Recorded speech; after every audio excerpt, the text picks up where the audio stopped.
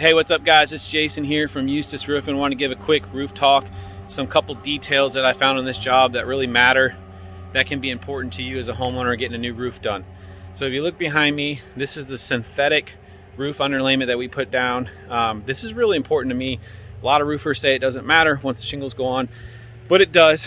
One of the cool things about this one is it has a lot of grip to it for your shoes, but also it's 22 mils thick. So if you got a roofer putting your roof on, ask them how thick the underlayment is, because it matters. On this particular one, the reason I like the thickness is sometimes the plywood chips on the plywood will actually cut through your synthetic material and can cause leaks while you're doing the job. So I like a thicker synthetic because it protects me while I'm doing the job. So if it was to rain right now, I know we're not going to have any issues because we have a really solid underlayment down. So it is important.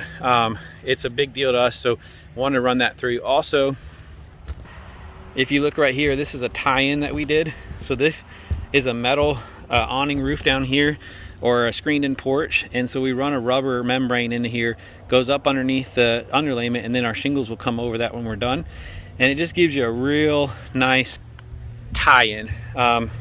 Those areas leak a lot on homes, and I'm sure a lot of you can relate to that oh, I got a leak where my aluminum roof is tying into my shingle roof. And this is a way that we've solved that issue. I actually saw one of these in a hurricane that when Irma came through, it blew off the whole porch. The only thing left was where the rubber was holding the top roof on. That was it. The rubber actually held it together. So I find it to work a lot better than some of the L flashings out there. One of the coolest things about it versus L flashing that I like is, if you look at it, there's hardly any seams in it. So L flashing is going to have a seam every 10 foot, where you can get 50 feet out of these. Plus, if there is a seam where it overlaps, it's self-adhered and it glues down, where you're not really going to get that with L flashing.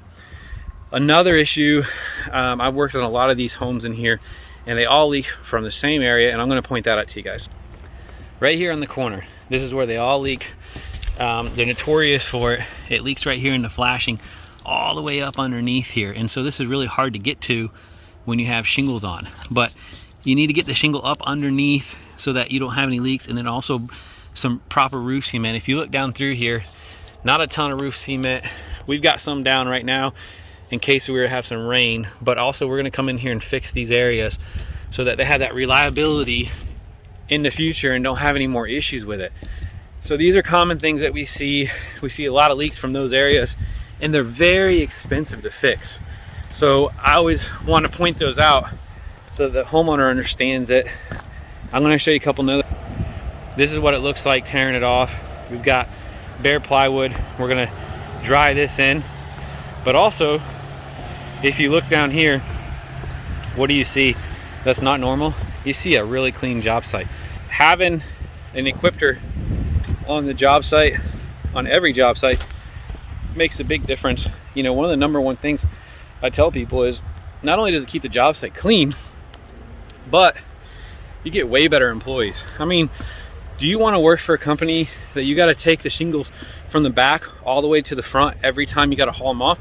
Or do you want to just shove them off in one area and have it mobily drive around the front and dump? It's going to make your life easier.